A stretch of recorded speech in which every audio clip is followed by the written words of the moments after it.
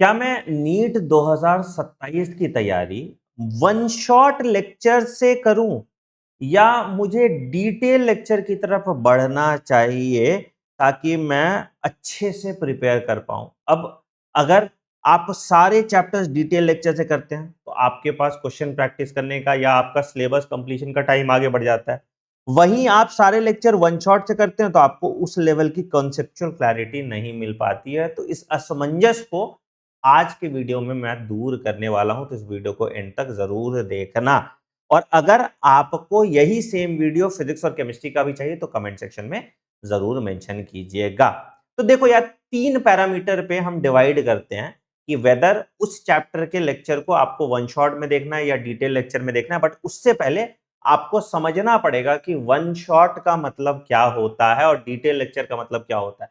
Suppose मान लो कि मैं पूरी जेनेटिक्स 12 घंटे में पढ़ाता हूं, principle of inheritance and variation, and उसको मैंने सबको कंपाइल करके एक वीडियो बना दिया 12 घंटे का और बोला कि complete genetics in one shot. तो क्या वो वन शॉट लेक्चर हुआ? बिल्कुल नहीं, है ना।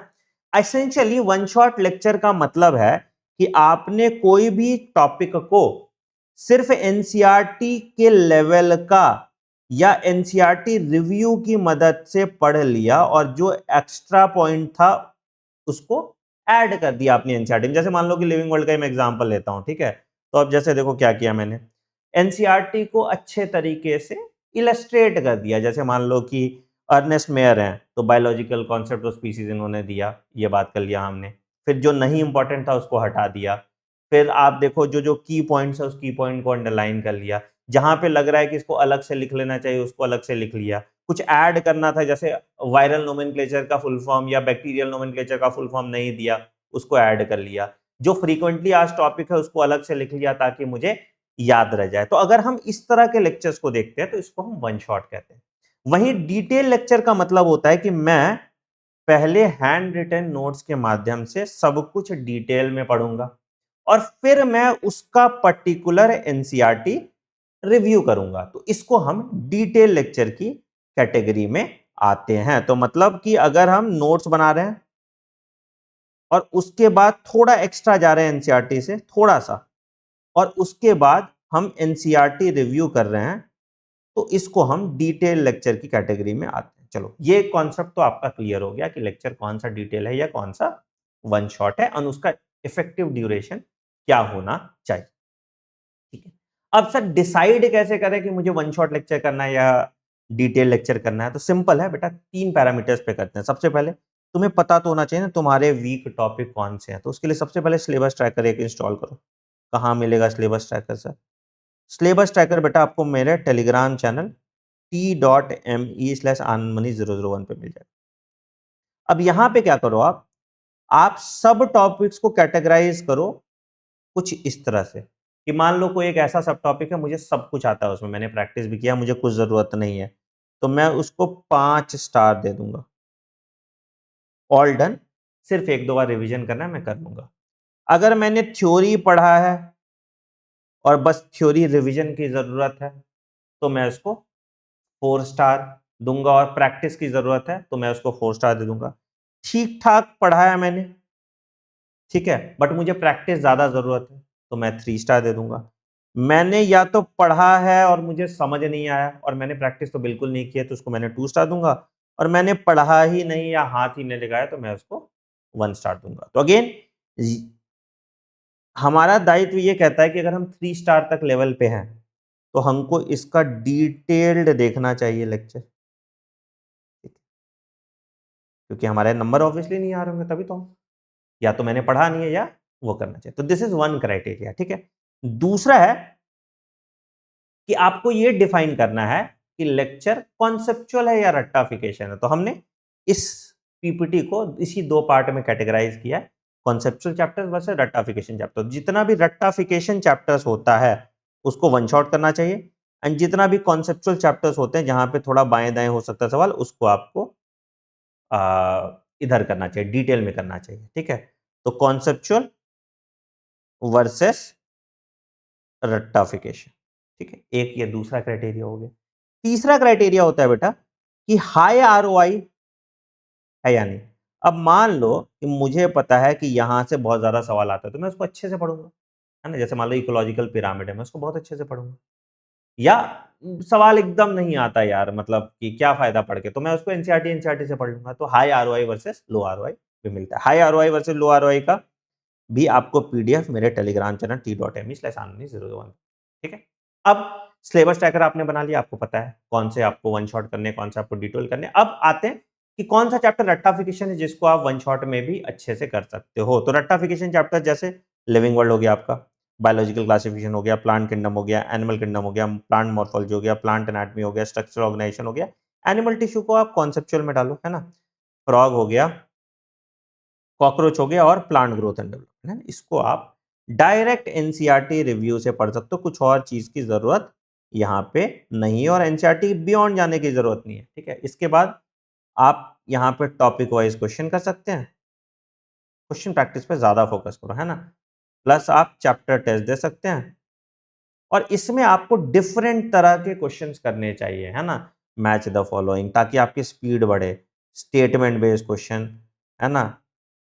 असर्शन रीजन क्वेश्चन, ठीक है? और इसमें जो कुछ भी जैसे एग्जांपल्स हैं, जो भी चीजें जो तुमको लगता है कि बार-बार पढ़ना है, उसके नोट्स बनाओ और सबको अपने मिस्टेक नोटबुक पे याद करो और मल्टीपल रिवीजन आपको इन टॉपिक के करने हैं, है ना? मल्टीपल रिवीजन करने हैं, ताकि इसमें आप 100% एक्यूरेसी के साथ काम कर लें। And these chapters are very high ROI chapter. क्यों? क्योंकि यहाँ पे डायरेक्ट क्वेश्चन बनता है, एनसीईआरटी के बियॉन्ड कुछ जाना नहीं, तो रिस्क नहीं है और यहाँ पे आप फुल मार्क्स भी ला सकते हैं। तो आपको रट्टाफिकेशन चैप्टर्स करते रहना चाहिए एनसीईआरटी रिव्यू से। आप या तो यूट्यूब से कर लीजिए या मेरे लेक्चर से वहां से भी कर लीजिए। लेक्चर कहाँ से करने हैं वो उस पर मैं आऊंगा, ठीक। ये तो हो गए 11th के। कॉन्सेप्चुअल चैप्टर्स में आपको डिटेल में जाना पड़ेगा। जैसे मान लो सैटेलाइट, एनसीईआरटी थोड़ा सा लिख के दे देता है, हमको सेल में पढ़ना पड़ेगा, है ना? या हमको आपका चेक पॉइंट्स जो हैं, वो check point cell cycle and cell division में पढ़ना पड़ेगा। फोटोसिंथेसिस में अच्छे से आपको नॉन साइक्लिक फोटोफॉस्फोराइलेशन पढ़ना पड़ेगा, कीमोस्मोटिक हाइपोथेसिस पढ़ना पड़ेगा। तो जहां भी कॉन्सेप्ट इन्वॉल्व है, गिव योर टाइम, आराम से पढ़ो इसको, है ना? एक-एक कॉन्सेप्ट को समझो, क्योंकि बायोलॉजी में 4 नंबर चले जाते हैं और कल को थोड़ा भी पेपर लेंदी हो जाता है तो आपको बैंड बज जाती है। तो इसको आराम से पढ़िए, जो टाइम आपने रट्टाफिकेशन चैप्टर में बनाया उसको आराम से पढ़िए, अपने नोट्स बनाइए। उसके बाद आप एनसीईआरटी को मल्टीपल टाइम्स पढ़िए और एक-एक एनसीईआरटी में जो ट्रैप्स हैं उसको आइडेंटिफाई करो और उसको बहुत अच्छे से अपने नोट्स में लिख लो। प्लस इसमें खूब सारे go heavy on critical thinking question, plus assertion reason question, plus statement based question. Go heavy on these, ताकि तुम्हारे कॉन्सेप्ट बने। और जेनेटिक्स वेनेटिक्स में तो खास करके आपको न्यूमेरिकल्स पे भी फोकस करना है, तब जाके ये आपका सिलेक्शन और रैंक डिसाइड करता है। कॉन्सेप्चुअल चैप्टर में आप अच्छा करते हैं तो आपका रैंक इंप्रूव करता है, और जब आप बहुत ज्यादा प्रैक्टिस कर लेते हैं तो आपका टाइम जो कम लगता है यहाँ पे, वो टाइम आपको फिजिक्स और केमिस्ट्री में बहुत ज्यादा हेल्प करता है, ठीक। क्लास 12 में भी देखो कॉन्सेप्चुअल चैप्टर्स हमने आपको यहाँ पे बता दिए एंड रेक्टाफिकेशन चैप्टर्स भी आपको बता दिए। अब तुमको अभी भी कंफ्यूजन है कि सर कैसे पढ़ें, क्या पढ़ें, क्यों पढ़ें, तो उसके लिए तुम्हारा मास्टर है। इस बार हम बायोलॉजी मास्टर क्लास लॉन्च कर रहे हैं जहाँ पे पूरी बायोलॉजी मैं पढ़ाऊंगा। एंड मैं पहले ही डिस्क्लेमर दे देता हूँ, मेरे जो एग्जिस्टिंग स्टूडेंट्स हैं, चाहे वो नोवा प्रीमियम में हो, चाहे वो आपका सुपर 100 में हो, उनके लिए ये बैच फ्री है। ये आपको ऑलरेडी आपके क्लासेस में भी या आपके कोर्स में भी मेरे क्लासेस आपको दिखने को मिलेंगे। तो आपको कुछ नहीं करना।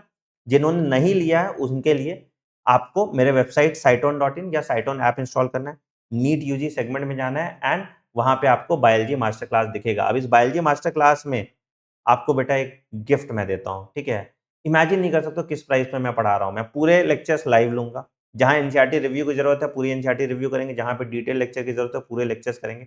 पूरा सिलेबस आपका 200 घंटे में कंप्लीट करेंगे। लास्ट 10 साल के पीवाईक्यूज और फ्रीक्वेंटली आस्क्ड टॉपिक्स को करेंगे। जो मेरा लास्ट का सेशन होता है आपने देखा होगा कितना तगड़ा होता है। 10,000 प्लस क्वेश्चन प्रैक्टिस हम करेंगे। हर टॉपिक का कॉन्सेप्ट मैप बनाएंगे एंड जिस तरह के क्वेश्चन मैंने बनाए उस सारे क्वेश्चन तुमको क्लास में ही हम प्रैक्टिस कराएंगे। और गेस करो इसकी प्राइस क्या है? 999? नहीं, इसकी प्राइस 999 भी नहीं है। फॉर फर्स्ट 100 स्टूडेंट्स आपको यहाँ पे कूपन कोड डालना है NEET और अप्लाई करोगे तो ये पूरा कोर्स, पूरी बायोलॉजी 11वीं 12वीं की सब कुछ मैं पढ़ा रहा हूँ आपको सिर्फ और सिर्फ 499 में लाइव।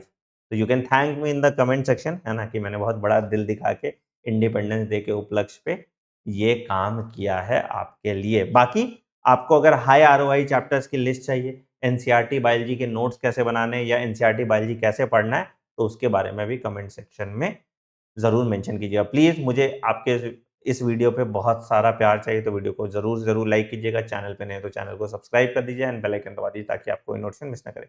मिलते हैं अगले वीडियो में। Take care, bye bye and have a great day. Thank you.